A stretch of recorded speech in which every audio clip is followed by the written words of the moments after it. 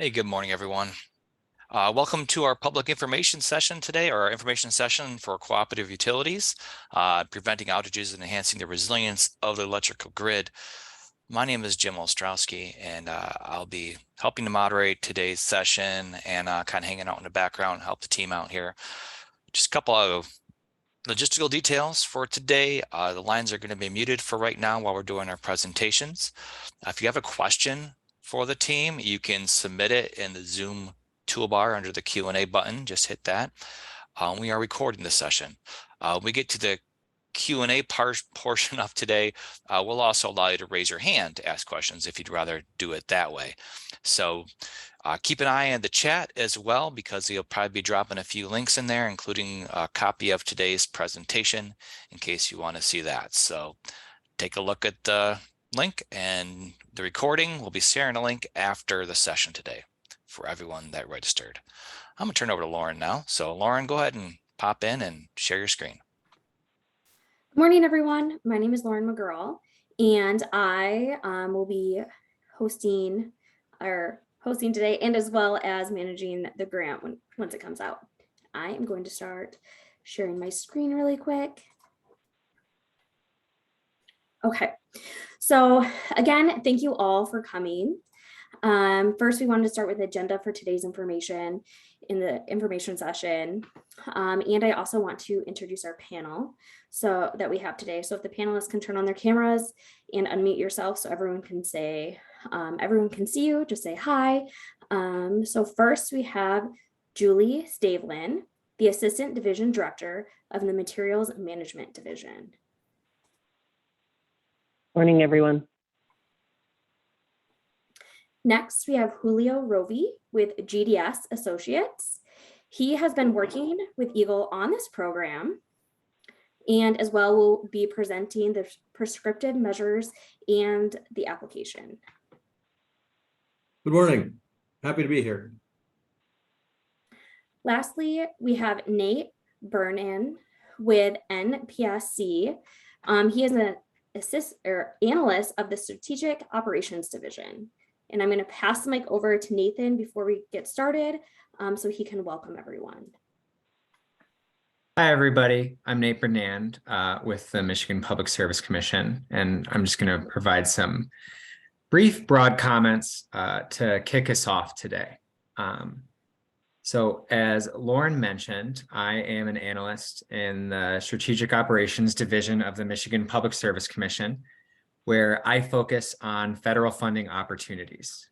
A large part of my role here is engaging with stakeholders across the state to ensure that we maximize the ability of federal funding opportunities, like the Preventing Power Outages and Enhancing the Electric Grid program, otherwise known as 40101D, to improve the reliability and resiliency of the grid here in Michigan. I'm excited to work with all of you on the successful implementation of these 40101D formula dollars, improving the reliability and the resiliency of the grid, and particularly the electric distribution system is one of the Michigan Public Service Commission's principal priorities.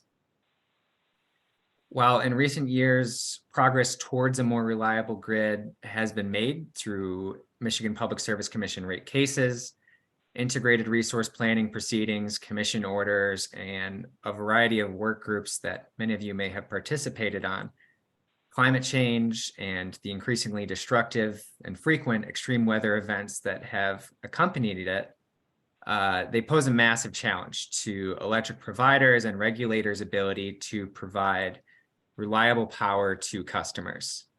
In recent years, ice has covered lines and disrupted power. High winds and storms have damaged power lines and adjacent vegetation. We've seen Michiganders across the state suffer as a result of these electric service interruptions. And especially in February and March of 2023, we saw these issues sort of underscored by the winter storms that many thousands of Michiganders lost power as a result of. Some for several days. DTE reported it as the worst storm that they've endured in 50 years, and also the most expensive to restore. These power outages put some of our state's most vulnerable people at risk, particularly the elderly and those who rely on electricity to power critical medical devices. The power outages of this past year underscore the challenges we face in Michigan. Our climate can only be expected to grow more extreme into the foreseeable future, and we have a duty to invest in a more reliable grid in response. Simultaneously, we've seen the move to electrify the grid and our means of transportation move forward at a rapid pace. This places additional pressures on not just our supply of energy, but our grid's electric distribution system. Electrification will mean the integration of new energy sources, solar panels, batteries, electric vehicles, and more into the fabric of our state's grid. Preparing our grid for electrification while also making our grid more reliable and more resilient, all while maintaining our shared commitment to equity and energy affordability, is a monumental task. But I'm confident that we can find a path forward. And I think the billions of dollars in federal funding opportunities provided to Michigan by the Infrastructure Investment and Jobs Act and the Inflation Reduction Act are one such strategy that we can leverage to sort of meet the moment here, particularly for 101D of the Grid Resilience and Innovative Partnerships Program. This is one of many federal funding opportunities that Michigan can use to improve reliability in our state. These formula dollars have the potential to set the tone for how Michigan can leverage federal funding opportunities to maximize improvements in the reliability and the resiliency of the power that Michiganders rely on. The dollars allotted to Michigan by this program provide us the opportunity to set best practices, generate knowledge for future opportunities, and set the tone for how Michigan will take full advantage of both the Infrastructure Investment and Jobs Act and the Inflation Reduction Act. Ultimately, the goal being to maximize tangible benefits to Michiganders in terms of reliability and the resiliency of the power that they receive. Me and everyone else here is very eager to work together on developing the request for proposal process, reviewing proposals, and ultimately demonstrating how these dollars can support enhanced grid reliability and prepare our state for electrification, all while creating good paying jobs right here in Michigan. Thanks again for being here today, and I'm looking forward to working with everyone on our shared goals. That's it for me. I'll kick it back over to Lauren. Thank you, Nate. And then I can just have the panelists turn off their cameras until the Q&A session. So next, we are going to talk about the program updates since last time we met, and as well as a tentative timeline. Then we will have Julio present on the prescriptive measures and about the application. Then we'll open it up for some Q&A. Since the last time we met back in November 2022, we have submitted our application to the DOE in December of 2022.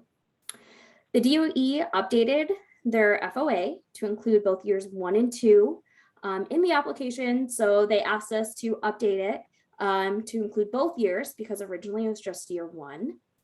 So we updated it, the application for both years, and resubmitted that in March of 2023. So right now we're currently waiting for DOE to review the application and get back with us. From my understanding, they have accepted some of them, but we have not heard back about Michigan. Next, I wanted just to look at the tentative timeline. The key items I wanted to point out again is we're still waiting on DOE to hear back about our application. So these dates may change, but we're hoping to get the application posted in June of 2023. So that is soon for the RFP. And then depending on when we get that back, we can actually get that posted if we can stay on this timeline. We are hoping to have the application deadline by mid-July 2023.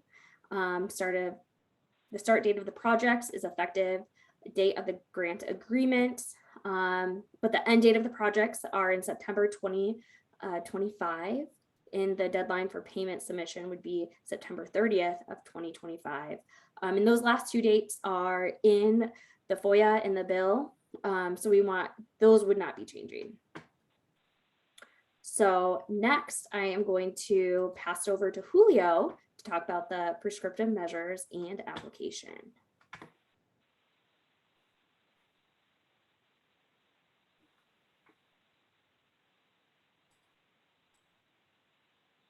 Thank you very much. So let me go ahead and connect the screen. All right, let's see. We'll go here and here. Oh, wrong screen, sorry.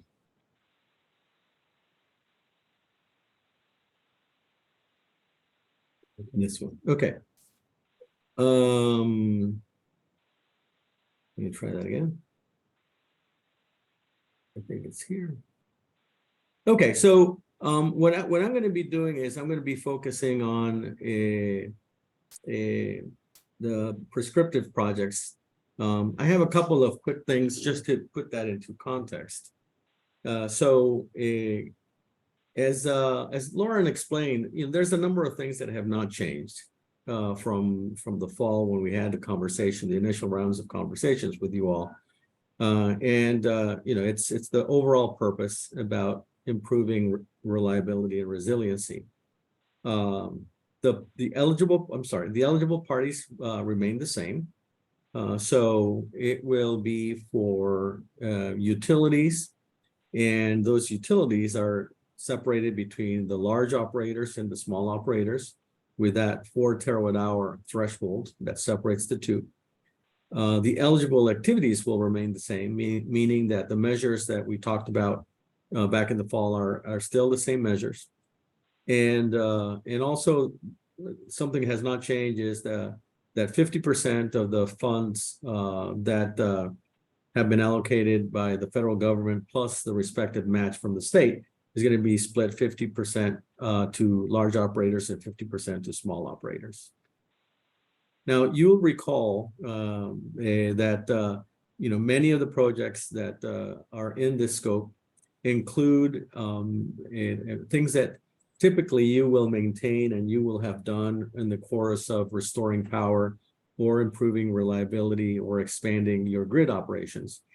And these have to do with making sure that the power lines, facilities, substations, and other systems are up and have a high uptime.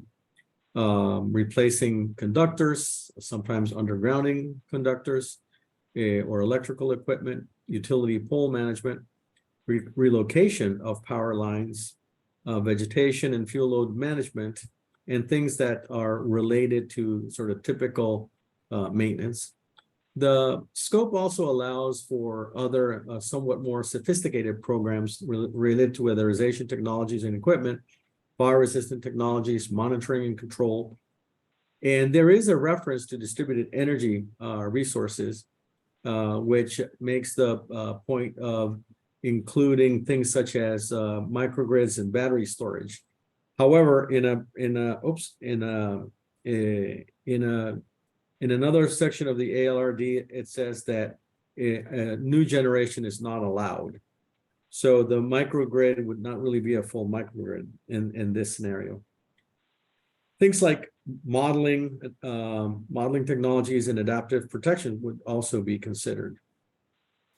So another thing that has not changed and is very important is that the metrics will be an important part of the evaluation of the proposals that we receive, meaning that there will be a need to explain and justify the investments that are being made in terms of performance. Some of this monetized and some of it in terms of the classical indices of uptime.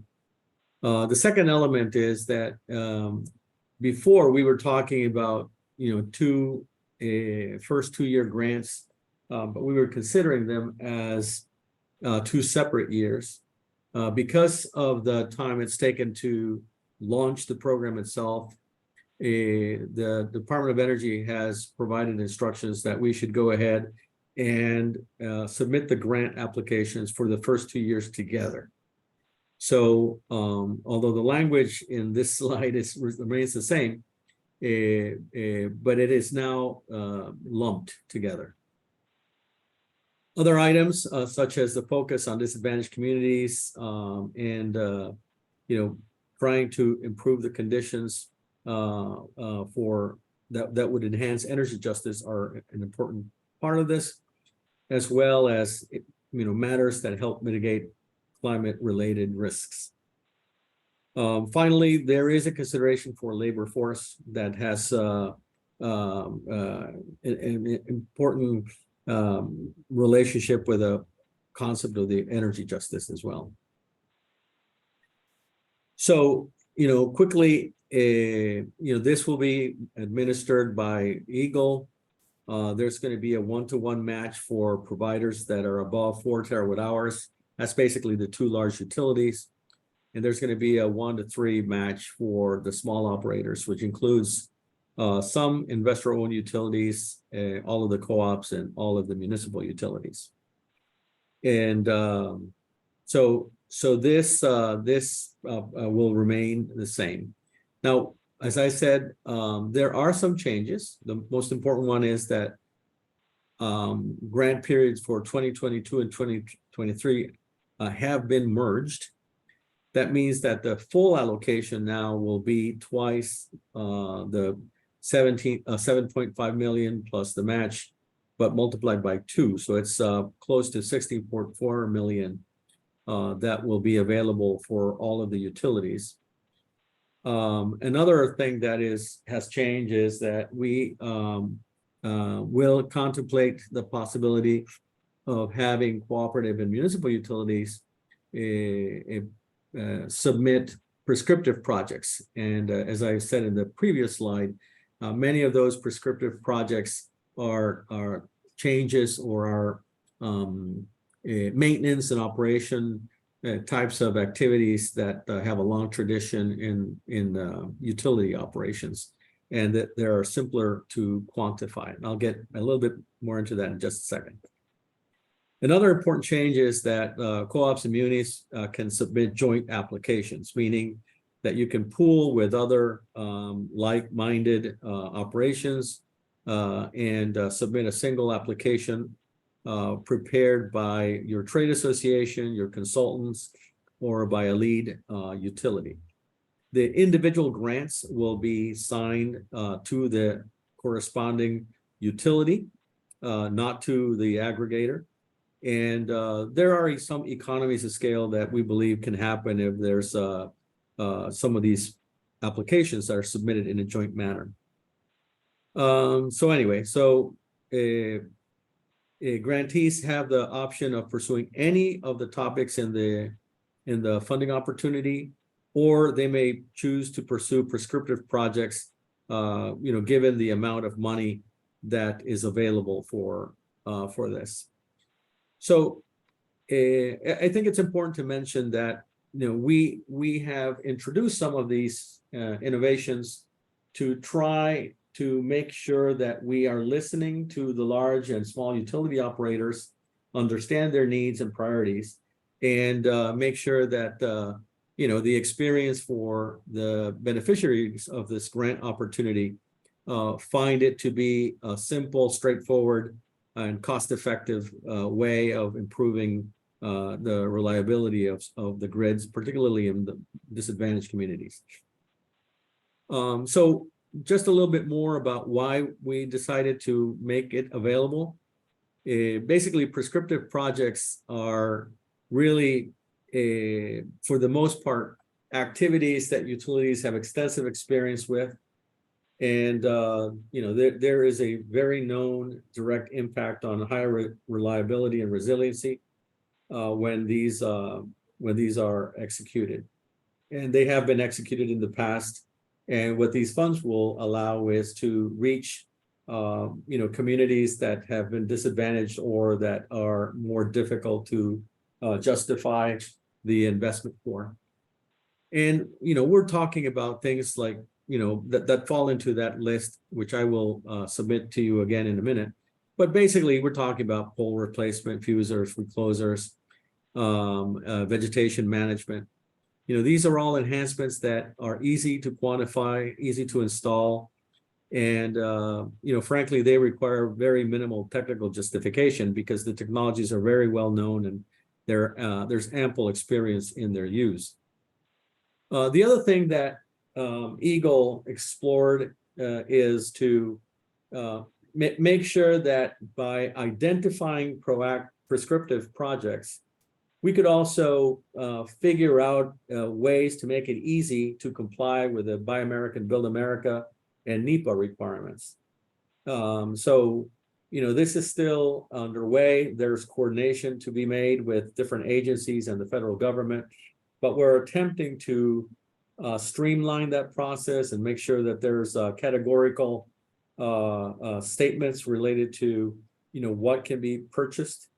We have heard and agree that there are issues with certain types of equipment that could enhance reliability, but they're not available because they're not manufactured in the U.S.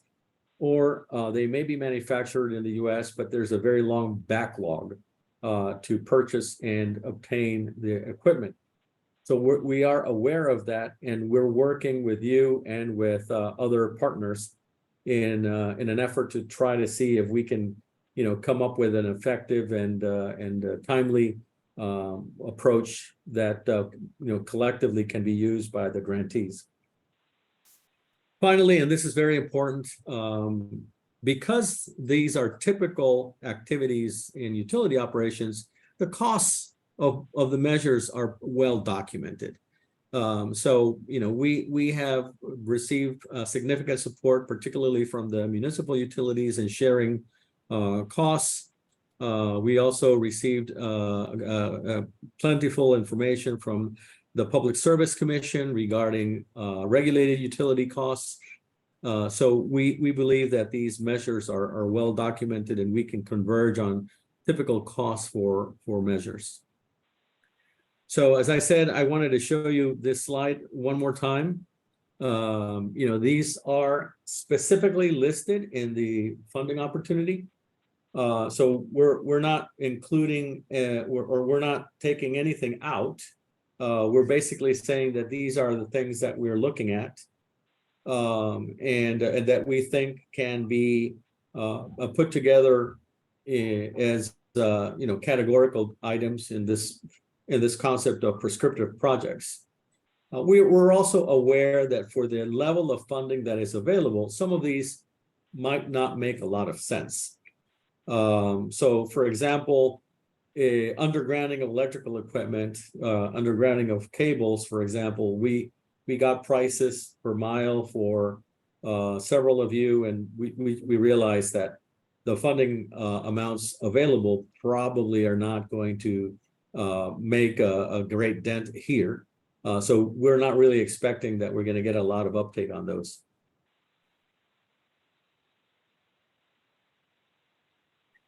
So what to expect? As Lauren mentioned, we are hoping to hear from DOE very soon. Hopefully not too much past July. And at that time, there's a clock that starts for the Michigan team to generate a plan and issue the RFPs.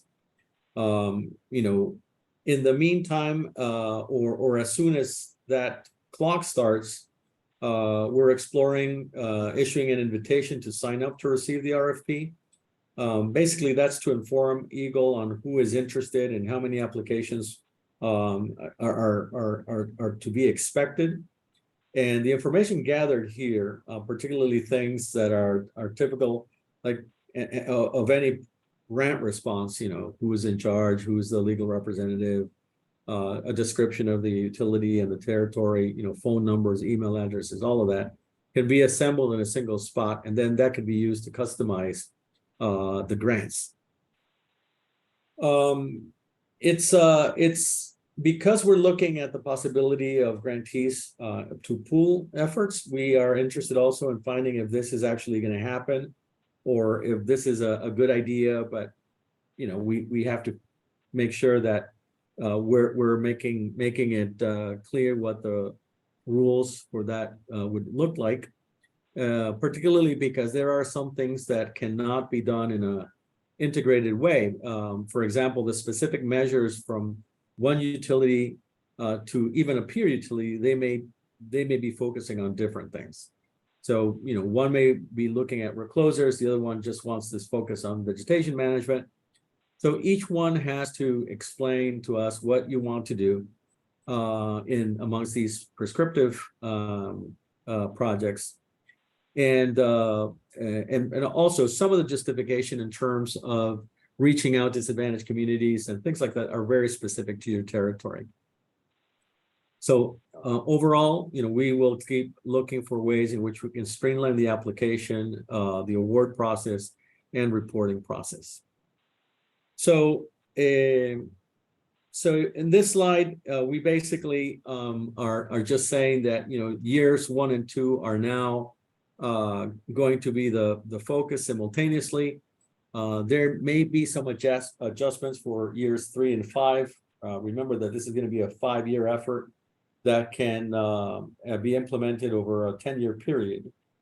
So the ones on the bottom left are typically the things that most utilities do, and we've included many of those into this idea of the prescriptive projects. But other areas that are of interest are also eligible, and we don't want to discourage utilities from applying for those if they have a particular need or a competitive advantage or an angle that would favor a more detailed grant proposal response. So, to wrap my piece up is that, we're focused on reaching the underserved communities. And we are paying a lot of attention to the small operators. So there is interest in making sure that the beneficiaries are spread around the state. We have also learned from the Department of Energy that they have further instructions. So we may have to pivot and adjust to any new instruction that changes the way we're thinking about this. So far, we are under the impression that we are on the right track. And we're having an active conversation with the Department of Energy, so they implement this idea of this prescriptive projects all throughout the country. So an initiative that was born in Michigan may be useful to streamline the process in any utility around the country that allows for this idea of the prescriptive projects. Finally, just make sure that you maintain a dialogue with EGLE, with MPSC, the two organizations that are working. EGLE will be issuing this RFP pretty soon, and we will probably have a couple more topics to discuss with you. And between now and when we get the response from the Department of Energy, if you have thoughts and ideas, concerns, or recommendations on how to do this, we would be very, very happy to entertain them in our search for benefits to this success of this grant program. Thank you. Thank you, Julio. I am going to share my screen again. Just a second.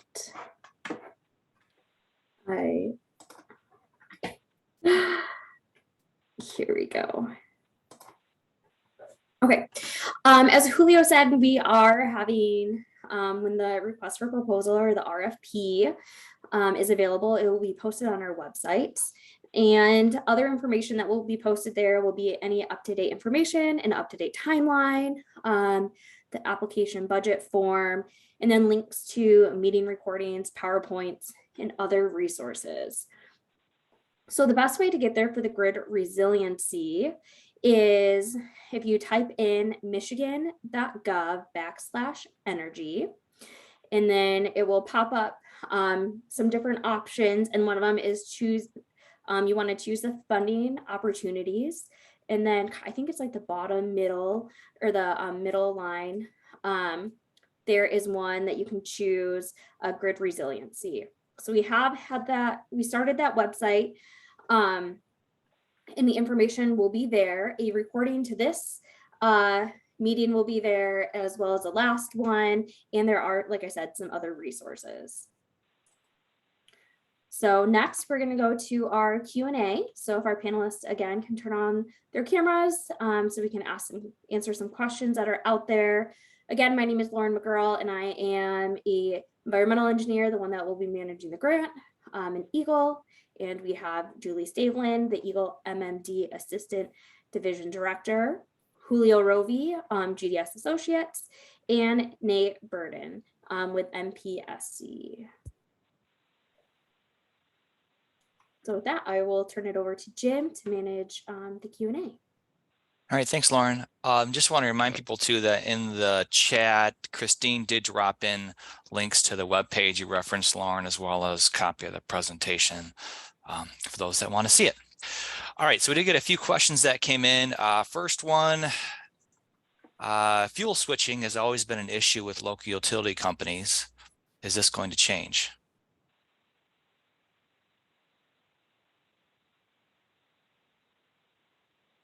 I can take a stab at it if you want me to. Go ahead. So the grant really is not about fuel switching. There is no guidance to provide specifically to this question. Yeah, that's thank you. I've got a couple questions about microgrids here. We supply microgrids with solar, battery, and natural gas or propane. Is this acceptable? I can answer if nobody else wants to. Go ahead, Julio. This is Julio. Okay, thank you. If you are not a small operator, meaning that you are not a utility that generates electricity, but you're a provider of components to enhance grid resiliency, we encourage you to talk with the utilities and work your way into their proposals or into their purchasing processes. Now, as I mentioned, microgrids are an eligible activities as long as they don't contain any component related to generation. Okay, so that kind of makes it a little bit tricky how you do microgrids without generation. But unfortunately, that's the way that the rule was made. Of course, it is acceptable for the levels of funding that are available and the amount of potential grantees. I, as an engineer, I am not under the impression that the amount of money would allow for any significant projects or projects of a very significant size. We're talking about $7.5 million. There's going to be about 7 IOUs, 10 or so co-ops, and 50 or so municipal utilities. So we do not expect that any single response is going to take, a very sizable percentage of that 7.5 million. Thanks, Julio. Looking out there, is there looking for other questions today anybody might have? Don't have anything else in the queue right now. You can also raise your hand if you got a question you don't feel comfortable typing in. You can also raise your hand and we can unmute your mic. And I will give it a minute here just to see if anybody else has one. And if you could close the presentation so we can see each other, that would help. Yeah. We do have Stephen's got a question. So Stephen, I haven't unmuted your line, or you can unmute your line and go ahead and ask it, the team here.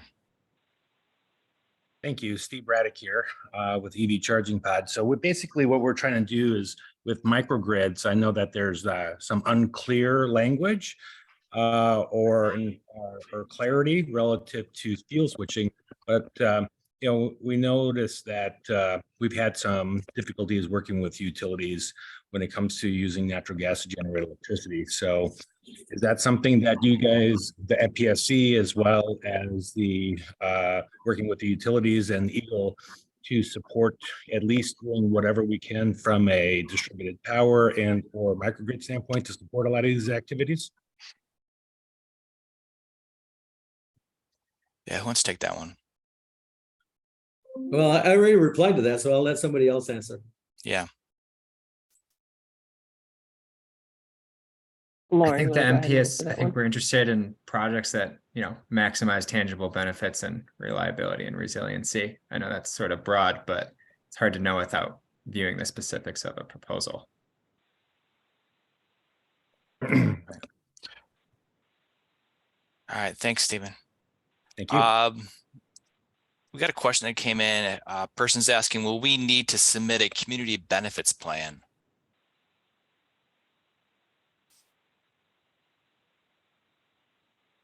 Lauren, is that something you can address, or? I don't think this one required it, but if I missed it, Julio, let me know. I am seeing a lot of proposals coming out requesting community benefits, and I kind of see DOE is going in that direction. It was not in the original funding opportunity, and I did not see that in the ALRD. Now, like I said, DOE is still issuing updates and amendments to this document, so we can't discard that they're going to ask for this. But right now, we need to provide a justification of that, we are enhancing reliability, we are reaching disadvantaged communities, we're meeting the goals of Justice 40. So, if the community benefits addresses those things, then I think we're good. But ultimately, right now, what we are being told to deliver are projects that address those key areas that have been stated throughout, since the issuance of the original RFI for 40101D.